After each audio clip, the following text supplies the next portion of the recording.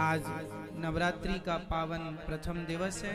आप सभी को नवरात्रि की बहुत बहुत शुभकामनाएं। माँ भगवती की कृपा आप सभी पर सदा बनी रहे। आइए माँ भगवती की आरती के संग आज की वाणी को प्रारंभ करेंगे। मेरे संग सभी लोग माँ भगवती की आरती करेंगे।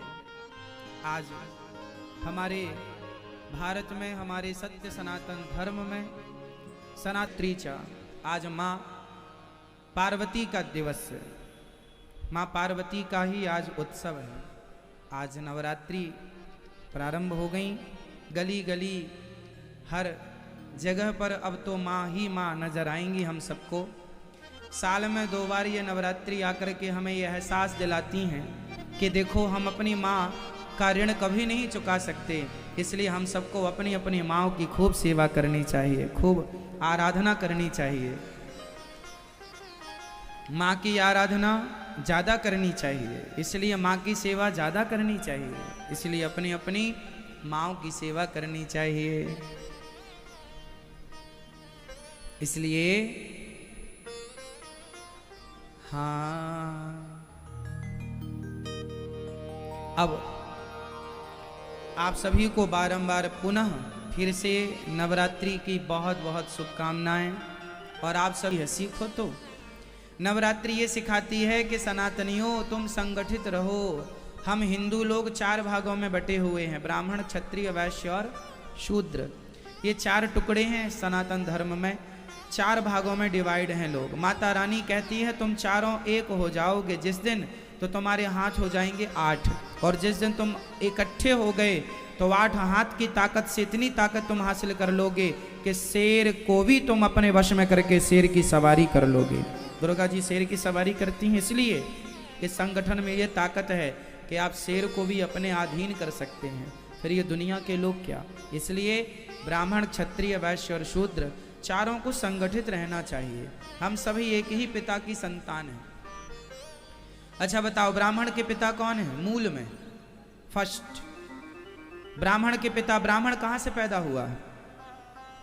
ब्राह्मण के पिता कौन? भगवान। भगवान श्रीमन नारायण कहो या भगवान ब्रह्मा जी कहो, भगवान नारायण के मुख से प्रकट हुए हैं ब्राह्मण। ब्राह्मणोस्य मुखमासी। भगवान नारायण के मुख से ब्राह्मण प्रकट हुआ। क्षत्रिय हुआ भुजाओं से, वैश्य हुआ है जंघाओं से, और शूद्र हुआ है चरणों से। तो बताओ चारों के पिता एक हो गए? एक हो गए? बोलो हाँ। हम चारों के पिता जब एक हैं तो फिर भेद क्यों है? हम कौन छोटा बड़ा है? सब भाई भाई की तरह रहो मिलजुल करके। बड़ा व्यक्ति अपने कर्मों से होता है। आपके कर्म अच्छे हैं, आप श्रेष्ठ विचारधारा वाले व्यक्ति हैं, तो आप किसी, चाहे आप ब्राह्मण हो, क्षत्रिय हो, वैश्य हो, शूद्र हो, आपकी विचारधारा रैदास जैसी हो तो रैदास भक्त का भी सम्मान करता है, आदर करता है। उनके भी चरणों का प्रक्षालन करके, चरण धो करके लोग चरण अमृत लेते हैं, ऐसे महापुरुषों का। तो फर्क नहीं पड़ता कि आप ब्राह्मण हैं कि क्षत्रिय हैं कि वैश्य हैं कि शूद्र हैं। आपका भाव कैसा है? व्यक्ति जन्म लेने से बड़ा नहीं होता, व्यक्ति जन्म से भी बड़ा है और कर्म से भी बड़ा हो सकता है। यदि जन्म और कर्म दोनों से श्रेष्ठ है तो क्या बात है। लेकिन व्यक्ति जन्म से श्रेष्ठ है पर कर्म से श्रेष्ठ नहीं है तो वह समाज में सम्मान नहीं पाएगा। सम्मान वही पाता है जो कर्म से श्रेष्ठ होता है। इसलिए आप किसी भी जात से हैं, कोई फर्क नहीं पड़ता, आपके कर्म श्रेष्ठ होने चाहिए। क्यों जी? क्या श्रेष्ठ होनी चाहिए? कर्म। ब्राह्मण होकर भी कर्म से हीन हो गया तो वो किस काम का? क्षत्रिय होकर भी वो कर्म से हीन हो गया तो किस काम का? वैश्य होकर भी कर्म से हीन हो गया, शूद्र होकर भी कर्म से हीन। इसलिए आप जहां हैं वहां रह करके कर्म युक्त बनो। ऐसा कर्म करो कि समाज आपके जैसा पुत्र चाहे कि ऐसा पुत्र हमारा भी हो। फर्क नहीं पड़ता कि आपकी जाति क्या है, आपके कर्म श्रेष्ठ हैं। इसलिए कर्मों की पूजा होती है। अच्छे कर्म करेंगे तो शबरी ने अच्छे कर्म किए तो देखो आज समाज पूजता है शबरी को भी। हाँ या ना? राम की कथा बिना शबरी के पूरी नहीं होती। राम कथा में शबरी का नाम ना आए तो राम कथा पूरी हो ही नहीं सकती। हो सकती है? राम कथा में केवट की कथा ना हो तो राम कथा पूरी नहीं हो सकती। बोलो, हो सकती है?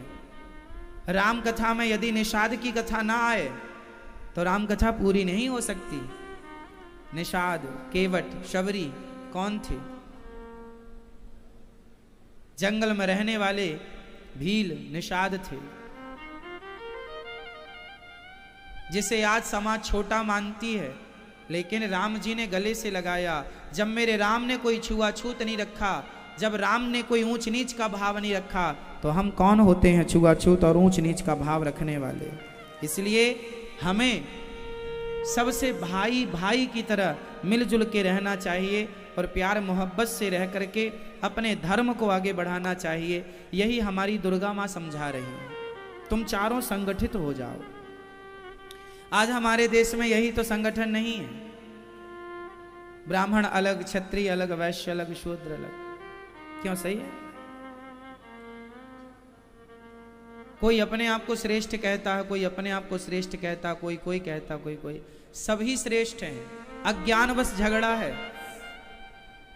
हमारे सनातन धर्म में झगड़ा किस बात का है? अज्ञान बस। झगड़े का मूल कारण है अज्ञान। ये अज्ञान मिट जाए तो कोई विवाद ही नहीं। पर कब मिटेगा ये अज्ञान? अनादि समय से अज्ञान बना हुआ है। इसलिए आप मिटाइएगा और प्यार मोहब्बत से गरीबों के पास जा जा करके कोई छोटे बड़े का भेद ना करके सबकी सेवा करो, सब में ईश्वर का दर्शन करो। मैं तो सबके यहां जाता हूं, झुग्गी झोपड़ियों में भी जाता हूं। सबको प्यार करने के लिए बनाया है। ईश्वर ने ये हाथ जो दिए हैं ना, सबकी सेवा के लिए दिए हैं। जात पात देखकर सेवा नहीं होती, सेवा तो सबकी होती है। जो आए राह में आए, जो दीन दुखी, सबको गले से लगाते चलो, प्रेम की गंगा बहाते चलो। तो हमारे धर्म में यही सिखाया गया है कि आप सब तक जाएं और सबकी सेवा करें। ये दास अनिरुद्ध, जो मेरे से बनता है मैं सेवा करता हूं, सबकी करता हूं। चाहे ब्राह्मण हो उनकी भी करता हूं, क्षत्रिय हैं उनके भी सम्मान, उनकी भी सेवा जो बनती है हमसे। क्षत्रिय, वैश्य और शूद्र जो जहां जिस लायक है, ये दास अनिरुद्ध सबको समान भाव से, सबको गले लगाकर सबकी सेवा करता है। आपको भी करनी चाहिए, भेद मिटा करके। कोई अछूत नहीं होता। क्यों जी? कोई अछूत होता है? लोग अछूत मानते हैं। मैं तो सभी माओं के पांव दबाता हूं। हमारे गौरी गोपाल आश्रम में तो सभी माताएं, ब्राह्मण माता भी हैं, यहाँ क्षत्रिय माता भी हैं जो क्षत्रिय हैं, वैश्य माताएं भी हैं जो वैश्य गोत्रीय हैं, और शूद्र माता भी हैं। हम सबके चरण दबाते हैं। आज तक हमने किसी भी माँ से उनकी जात नहीं पूछी कि माँ आपकी जात क्या है।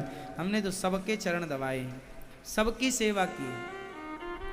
हमने तो ये भेद मिटाया है। ना जाने किन लोगों ने ये भेद पैदा किया है। इसलिए आज नवरात्रि के दिन आप भी संकल्प लें कि आप भी सबकी सेवा करेंगे और आप भी सबकी सेवा करके सबको प्रसन्न करेंगे। भगवान आप सबको सदा सुखी रखें और सदा आप लोग प्रसन्न रहें। पुनः फिर से आपको नवरात्रि की ढेरों ढेर शुभकामनाएं। आपका जीवन सदा माँ भगवती की कृपा से भरा रहे, धन धान्य से आपका जीवन परिपूर्ण रहे। ये महाजन है, और महाजन का सामान्य अर्थ ये है कि महान हैं आप, क्योंकि सेवा करते हैं, क्योंकि आप कथा सुन रहे हैं सो महान हैं ही। कथा कोई यार सब तो सुन नहीं सकते, जरूर कोई पुण्य किया होगा, आप लोगों ने महान पुण्य किया होगा, इसलिए महान कथा को श्रवण कर रहे हैं, श्रीमद् भागवत की कथा को। तो महाजन परिवार के लिए सुंदर तालियां कि आप जैसे आपका सरनेम है वैसे ही आपका स्वभाव है ना भैया? स्वभाव ही ऐसी है ना, आप कमैया तो बोल रही हैं हर साल हमें कथा सुनना है। अच्छा है, भगवान आप सबको सुखी रखें। आप पठानकोट पंजाब से हैं।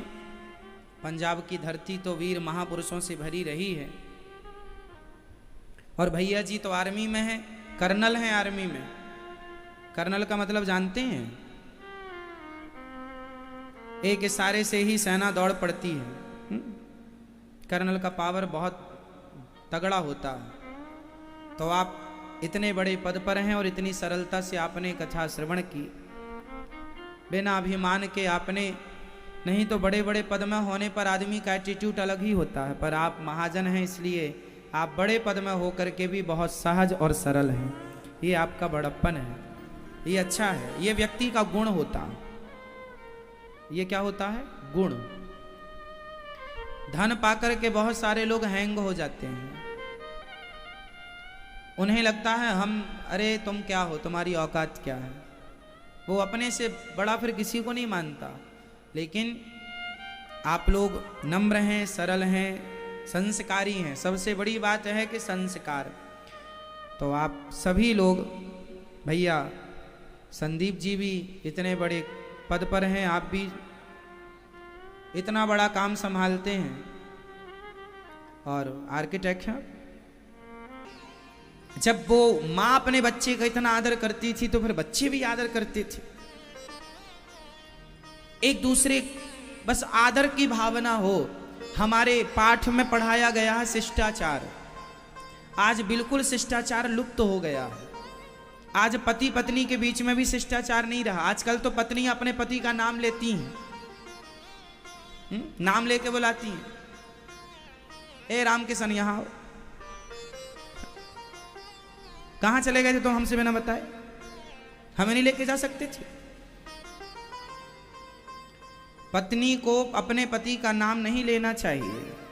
पति की उम्र कम होती है। माता सीता राम जी का नाम नहीं लेती थी। हाँ, आपातकाल में नाम लिया जा सकता है। जैसे रावण उठाकर ले गया माता सीता को, तब सीता राम राम कह के चिल्ला रही हैं, मेरे राम कहाँ हो, मेरे राम कहाँ हो, हा लक्ष्मण कहाँ हो। वो आपातकाल में। अब आपको तो कोई रावण उठा के ले नहीं जा रहा है, तो आप काहे अपने पति का नाम लिए जा रही हो? पत्नी को अपने पति का नाम नहीं लेना चाहिए। पिता को बड़े बेटे का नाम नहीं लेना चाहिए। पिता को अपने बड़े पुत्र का नाम नहीं लेना चाहिए।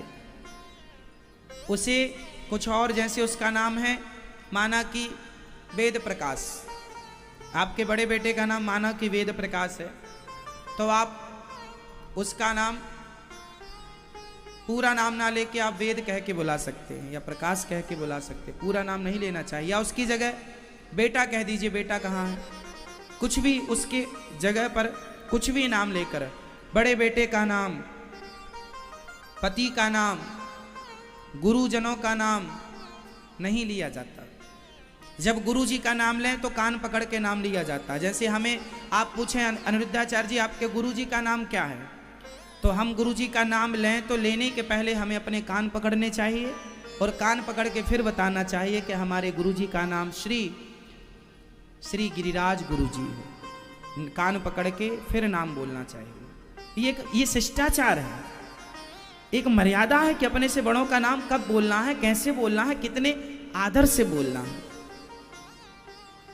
अब ये कहां बचा है शिष्टाचार? अब तो पत्नी अपने पति का नाम ऐसा लेती है जैसे कुत्ते का नाम ले रही है, टॉमी की तरह।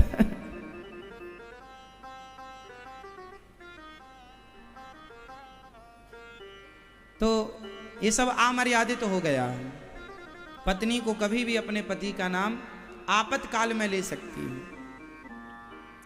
पत्नी को पति का नाम, बड़े पुत्र का नाम नहीं लेना चाहिए। ये शास्त्रों की मर्यादा है। इसका भी बहुत बड़ा कारण हो सकता है, साइंटिफिक रीजन भी हो सकता है। वो सारी जानकारी मैं आपको विस्तार से फिर कभी बताऊंगा कि इसका अन्य रीजन क्या है। अभी ये समझो, नहीं लेना चाहिए मतलब नहीं लेना चाहिए। कहते हैं इनकी आयु कम होती है यदि नाम लिया जाए तो, इसलिए नहीं लेना चाहिए। चलो, भगवान आप सबको सुखी रखें और अच्छा, पुरुष को भी अपनी पत्नी का नाम नहीं लेना चाहिए? पुरुष को भी, इसलिए हमारे यहाँ गांव गांव में, अरे भाग्यवान सुनती हो, पति लोग अपनी पत्नी को कैसा कहती हैं? पत्नियां अपने पति को कहती हैं, अब देखो आजकल तो नाम, पहले क्या कहती थी? ए, यहां आओ, ए, क्यों? सही है, आप ई कहती हैं? ए जी सुनते हो? नहीं नहीं, पहले गांव गांव की महिलाएं अपने पति को कैसे बुलाती थी? मैया आप कैसे बुलाती थी? ए जी सुनते हो? तो ऐसे, जैसे दया बुलाती है टप्पू के पापा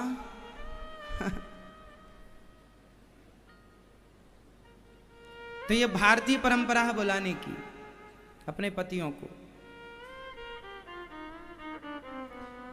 तो ये परंपरा है, पति कैसे बुलाता है, भाग्यवान कहाँ हो, ऐसे।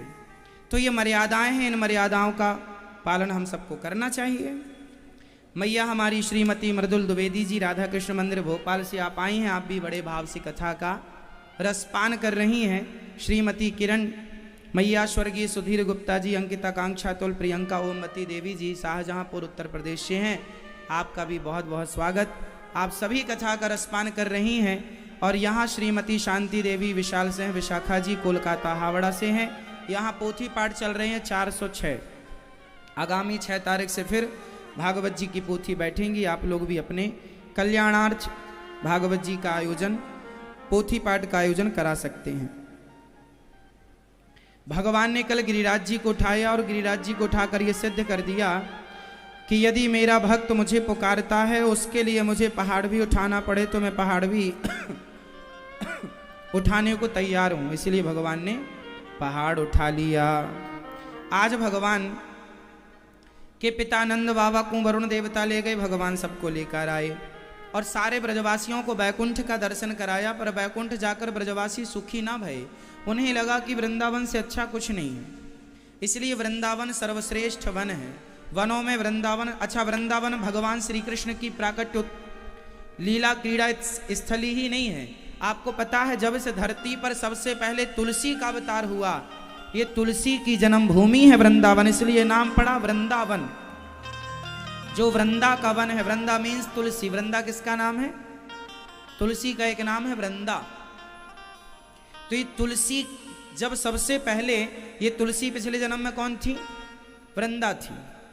और वृंदा जालंधर की पत्नी थी। पंजाब में एक शहर है ना जालंधर, ये जालंधर की रहने वाली थी। जालंधर नाम का एक राक्षस था, हाँ। तो वहां उनकी पत्नी, जालंधर की पत्नी थी तुलसी, वृंदा, उनका नाम था तब वृंदा। ये जालंधर में रहा करती थी। इनका पति बड़ा पराक्रमी था, दैत्यों को भी देवताओं को भी ये पराजित कर देते थे। तो देवताओं ने गुहार लगाई कि हे भगवान रक्षा करो हमारी। भगवान बोले कि वो तो अपनी पत्नी के पातिव्रत धर्म के बल पर अमर है, वो मर ही नहीं सकता। कैसे मरेगा? बोले उस पत्नी का कोई पातिव्रत बिगाड़ दे तो जाके मरेगा। तो यहाँ शंकर जी युद्ध करने में लग गए जालंधर से, और भगवान नारायण आए जालंधर का रूप बनाकर और वृंदा के पास उसके पति बनकर पहुंच गए, और वृंदा का भगवान ने पातिव्रत धर्म बिगाड़ा। अब यहाँ एक सवाल खड़ा है कि भगवान ही पातिव्रत धर्म बिगाड़ेंगे तो फिर सवारेगा कौन?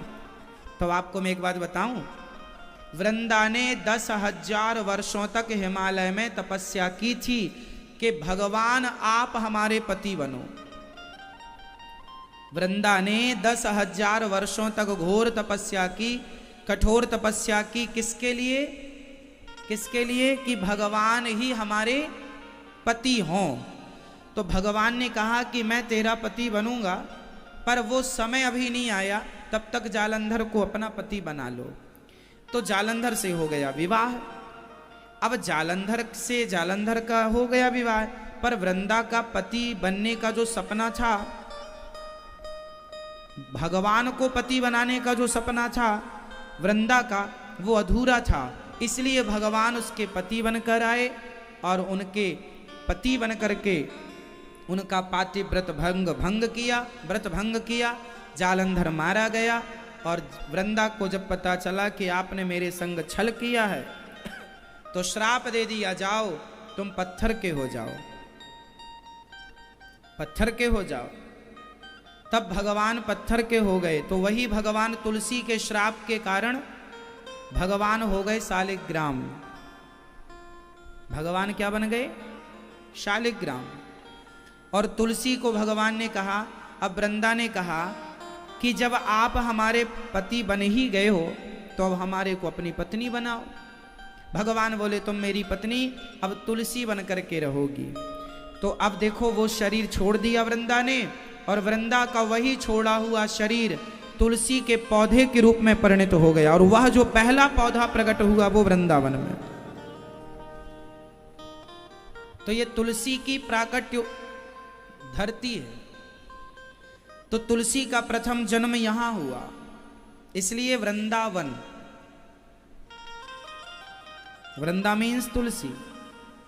तो तुलसी बन गई पौधा और शालिग्राम बन गए ठाकुर जी। अब शालिग्राम भगवान, तुलसी ने कहा कि अब आप हमारे पति रहना। भगवान बोले जरूर रहेंगे। बोले आप किसी और के संग चले गए तो? भगवान बोले नहीं, अब तेरे बिना ना हम खाएंगे ना तेरे बिना कुछ कहेंगे ना कुछ करेंगे। इसलिए शालिग्राम भगवान के ऊपर तुलसी चढ़ी रहती है। बिना तुलसी के शालिग्राम भगवान ना खाते पीते ना कुछ। इसलिए शालिग्राम भगवान किसी महिला को स्पर्श नहीं करते। जैसे पतिव्रता नारी पर पुरुष को स्पर्श नहीं करती, जैसे पतिव्रता नारी पर पुरुष को स्पर्श नहीं करती, ऐसे भगवान शालिग्राम एक पत्नीव्रता है, तुलसी पत्नी है, तो दूसरी स्त्रियों को स्पर्श नहीं करते। इसलिए शालिग्राम भगवान की पूजा महिलाएं नहीं करती। इसलिए शालिग्राम भगवान की पूजा महिलाएं नहीं करती। अब कोई महिला करती है तो कोई अपराध नहीं है। अब कोई पुरुष नहीं है और ठाकुर जी हैं तो सेवा पूजा आपको करनी पड़ेगी, उस हाल में आप कर सकते हैं। पर घर में पुरुष वर्ग है तो शालिग्राम भगवान की पूजा पुरुष को करनी चाहिए। अब कोई नहीं है तो फिर आप कर ही सकते हैं। कोई अपराध नहीं है कि अब कोई करे तो कोई अपराध है, अपराध नहीं है।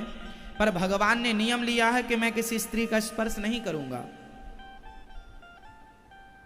क्योंकि जैसे एक पतिव्रता नारी पर पुरुष का स्पर्श नहीं करती, ऐसे ये रूप भगवान ने केवल तुलसी के लिए धारण किया है। क्योंकि श्राप तुलसी ने दिया ना, पत्थर के हो जाओ। तो तुलसी को ही तुलसी ही एक महिला है जो भगवान को प्रिय है। बाकी इस अवतार में, शालिग्राम भगवान के अवतार में, कोई दूसरी महिला का स्पर्श भगवान नहीं कर सकते, क्योंकि वो एक पत्नीव्रता है ना। तो दूसरी महिलाओं का स्पर्श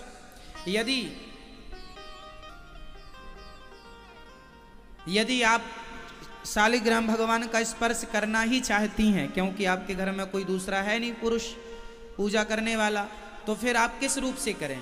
तो शालिग्राम भगवान का स्पर्श आप या तो कोई संबंध बना के करें कि आज से आप हमारे भाई हैं, आप से हमारे पिता हैं, आज से हमारे पुत्र हैं। कोई एक रिश्ता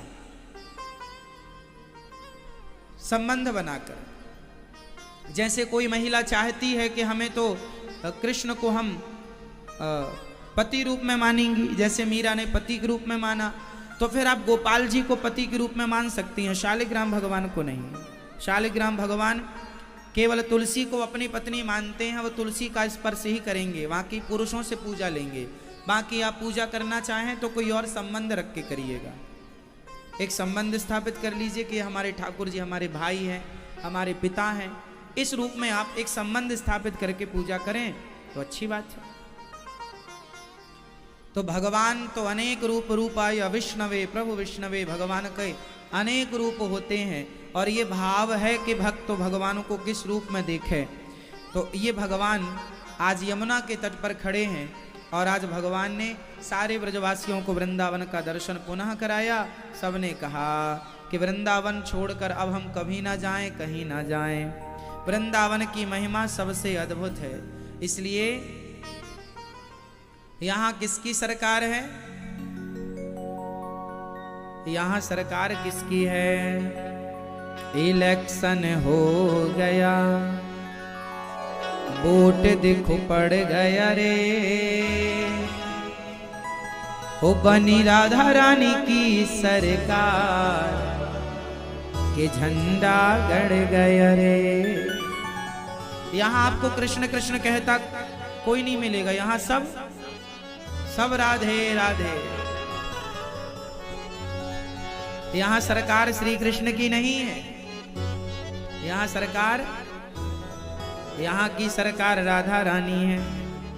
इलेक्शन हो गया, कन्हैया तो द्वारिका के राजा हैं, वृंदावन की महारानी तो श्री राधिका रानी है। ब्रज में कितनी रानियां हैं? यमुना महारानी, रज रानी और राधिका रानी। राधा रानी, यमुना महारानी और रज रानी। रज मीन्स ब्रज रज, 3 रानियां हैं। इसलिए उपाश्रिता। आज भगवान ने गोपियों को बुलाया है, अपने काम में व्यस्त थी गोपियां, सारा काम कर रही थी। आज गोविंद ने आवाहन किया, स्वागतम वो आओ देवियों। शरद पूर्णिमा की रात्रि आई, भगवान अपिता रात्रि शरदोत्फुल्ल मल्लिका। शरद पूर्णिमा की रात्रि आई, सबने स्वागत किया। वीक्षरंतु मनश्चक्र योग माया। आज योग माया का आश्रय लिया, अर्थात श्री राधा रानी का आश्रय लिया श्याम सुंदर ने। और जो गोपियों को बुलाया है, सारी गोपियां उस समय व्यस्त थीं, बिजी थीं। दुहंत्यो भी यो काश्चित दोहम हित्वा समुत्सुका। एक गोपी गाय दोह रही थी कि बांसुरी सुनाई पड़ी, गोविंद ने पुकारा है, वहीं छोड़ दिया काम धाम, दौड़ पड़ी कृष्ण से मिलने। गोपियों के अंदर उत्कंठा इतनी ज्यादा थी कि वो गोपियां काम धाम छोड़ छोड़ के कृष्ण के पास आती थी। देखो, भगवान को प्राप्त कर लेने के बाद फिर कुछ शेष रह नहीं जाता। सारी गोपियां काम को महत्व नहीं देती थी, काम तो हो ही जाएगा। अच्छा, मुझे आप लोग एक प्रश्न का उत्तर दो, यहां हम लोग क्या करने आए हैं? अच्छा, वृंदावन में आप लोग क्या करने आए हैं ये बताओ। हैं? अब कोई वृंदावन में आके भी 10 बजे तक सोए, वृंदावन में आकर भी तुम केवल उल्टा सीधा खाओ, वृंदावन में भी आकर कोई शराब पिए, वृंदावन में भी आकर कोई मांस खाए, और वृंदावन में भी आकर कोई झगड़ा करे, तो बताओ ये सारे काम तो आपके घर पर भी हो सकते थे। आप तो घर पर भी हमेशा 10 बजे ही लगभग बहुत सारे लोग सो के उठते हैं, पर वृंदावन आए हैं तो यहाँ का लाभ क्या है? अरे वृंदावन रोज रोज थोड़ी आप आते हैं, ये तो बड़े भाग्य से आपको बिहारी जी ने बुलाया है। तो यहाँ समय से जाग जाओ और परिक्रमा लगा लो जल्दी से वृंदावन की। रोज दर्शन हो यमुना मैया का, रोज परिक्रमा हो, रोज बिहारी जी का जितने दिन हो रोज दर्शन करने की कोशिश करो।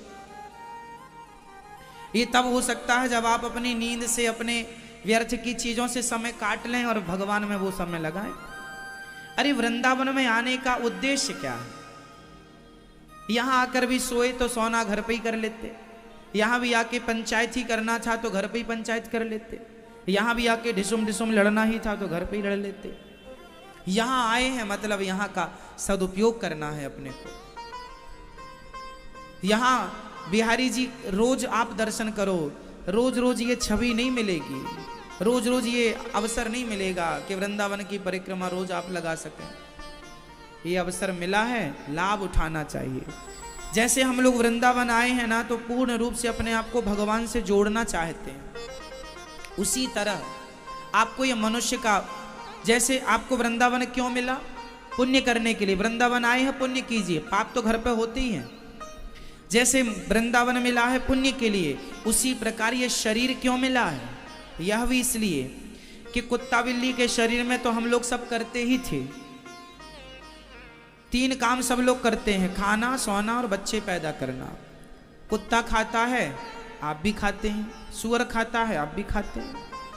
कुत्ता सोता है, सुअर भी सोता है, आप भी सोते हैं, आप भी बच्चे पैदा करते हैं, सुअर भी बच्चे पैदा करते हैं, वो तो ज्यादा करते हैं।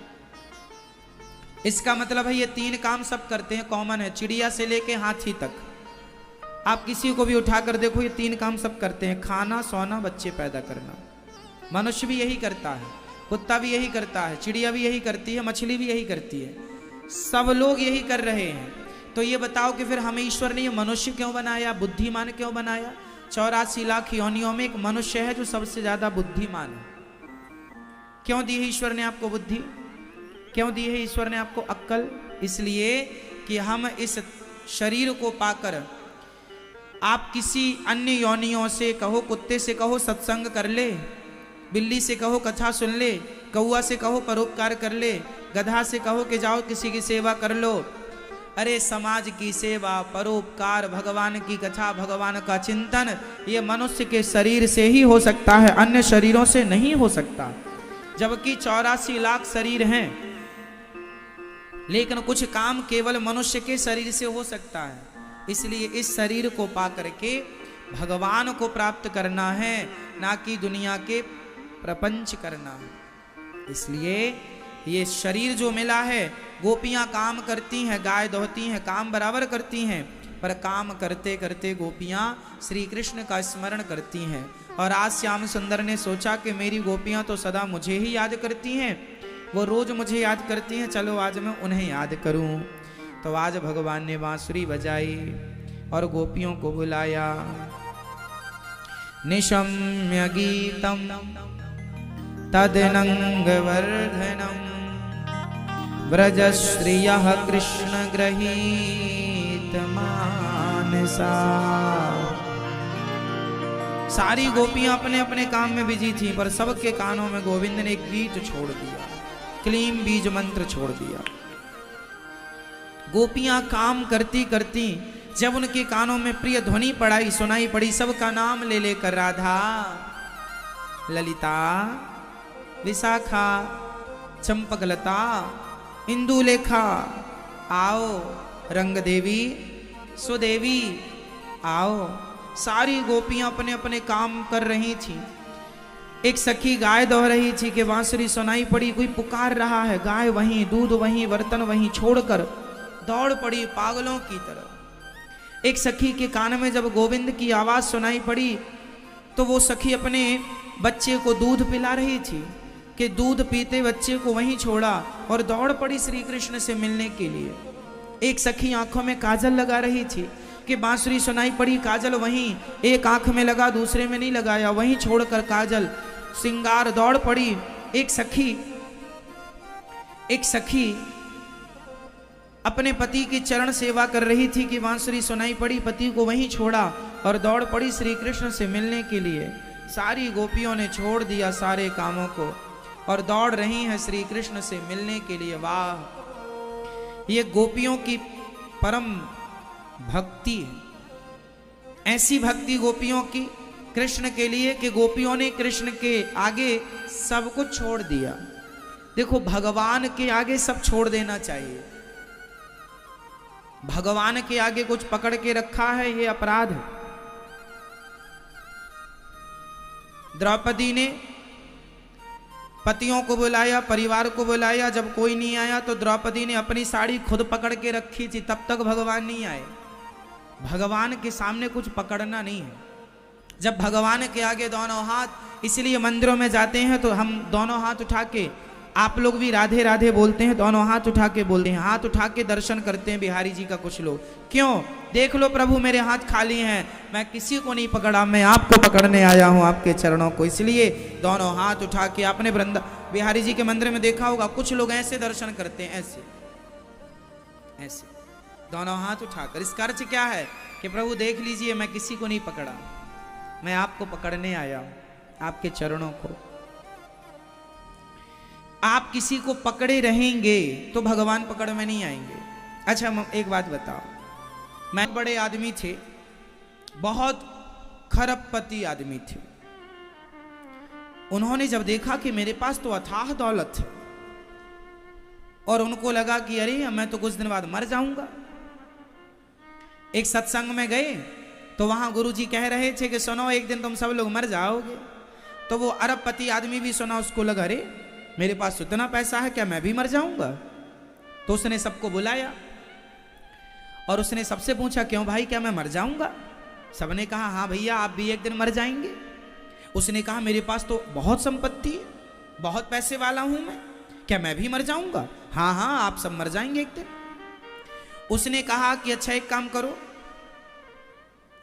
ये जितनी दौलत मेरे पास है जब मैं मरूं तो ये मैं लेकर जाऊं, ऐसी व्यवस्था कौन करेगा? जो ऐसी व्यवस्था करेगा मैं उसे ढेर सारा इनाम दूंगा। मेरे पास जितनी दौलत है मैं उसे अपने मरने पर संग ले जाऊं, ऐसी व्यवस्था मेरी कौन कराएगा? गांव के लोगों ने कहा दिमाग खराब हो गया इसका, अरे कोई अपने संग दौलत थोड़ी ले जाता। बड़े बड़े विद्वानों को बुलाया गया, मीटिंग की गई, मंत्रणा की गई, सारे विद्वान बैठे हैं कि जब ये आदमी मरे और ये सारा धन इसके संग जाए, ऐसी कोई व्यवस्था कराई जाए। सबने हाथ खड़े कर लिए, भाई ऐसी कोई व्यवस्था आज तक किसी के संग हुई नहीं, तो इनके संग क्या होगी? मरने के बाद कफन में जेब नहीं होता, इनके संग कैसे जाएगा? पर उन्होंने कहा नहीं जी, मैं तो मरने के साथ इतना सारा धन मैंने कमाया है, कोई छोड़ने के लिए कमाया है? इतना कमाया यहीं छोड़ के चला जाऊं? मैं लेके जाऊंगा। ऐसी व्यवस्था करो कि मैं लेकर जाऊं, जितना पैसा चाहिए ले लो, पर मेरी व्यवस्था करो, मैं लेके जाऊं। ढूंढते ढूंढते ढूंढते ढूंढते बहुत समय बीत गया, कोई मिला नहीं। तब एक संत मिल गए और संत ने कहा कि मैं व्यवस्था करा सकता हूं कि तुम अपनी पूरी संपत्ति लेकर जाओगे। उसको बड़ी खुशी हुई, चलो कोई तो मिला।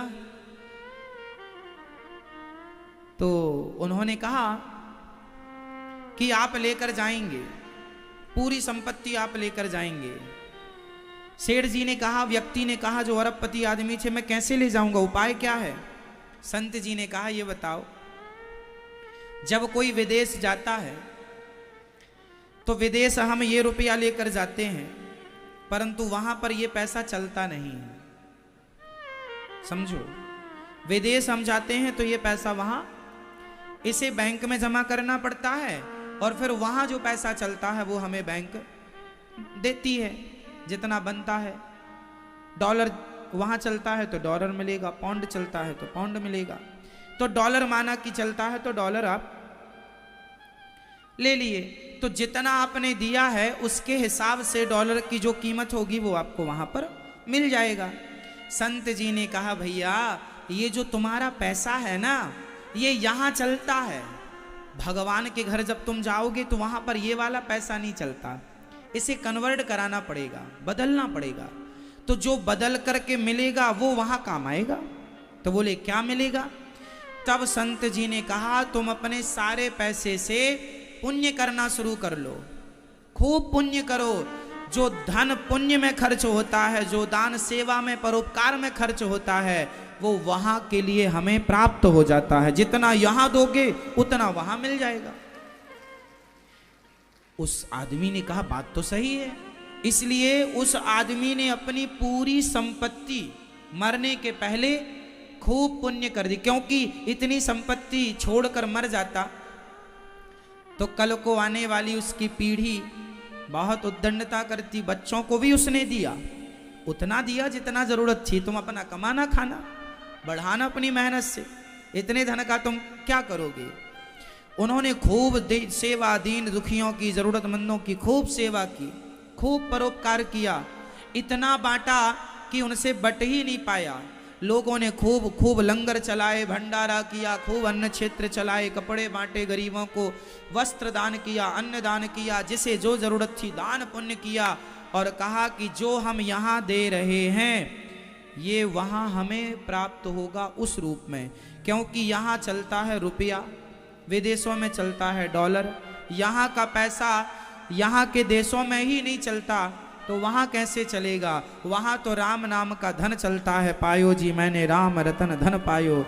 वहाँ तो पुण्य का धन चलता है, तो पुण्य जितना कर सको वो आपकी संपत्ति है, कर लो।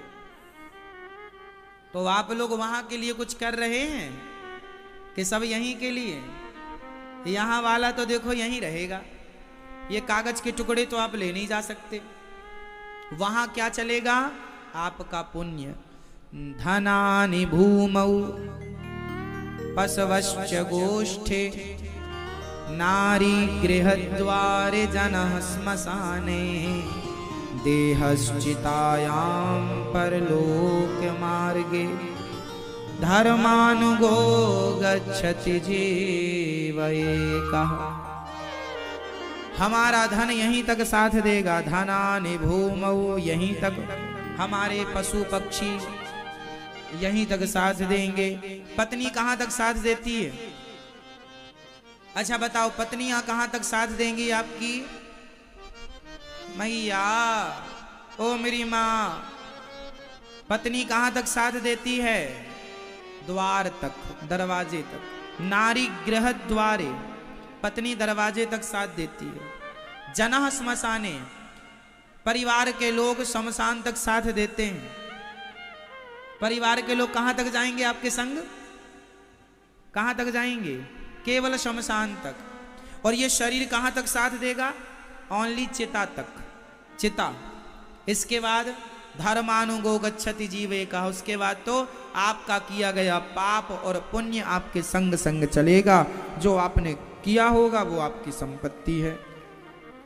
इसलिए समय मिला है तो सोने में, लड़ने में, बच्चे ही पैदा करने में लगे हो, अब भगवान के चिंतन में भी लग जाओ। गई बहुत थोड़ी रही, नारायण अवचेत, काल चिरैया चुग रही, निस दिन आयु खेत। अब भगवान का चिंतन कर लो। तो गोपियां सब छोड़ करके आई हैं, सारा छोड़ दिया, बच्चों को छोड़ दिया। भगवान के लिए सब छोड़ देना ठीक है। अच्छा, छोड़ने का अर्थ ये नहीं कि आप भी अपने पत्नी पुत्र परिवार छोड़ दो ना। छोड़ना कैसे है? छोड़ना ऐसे है कि संसार में रहकर भी पकड़ो ही मत, सबके बीच में रहकर भी छोड़ दो।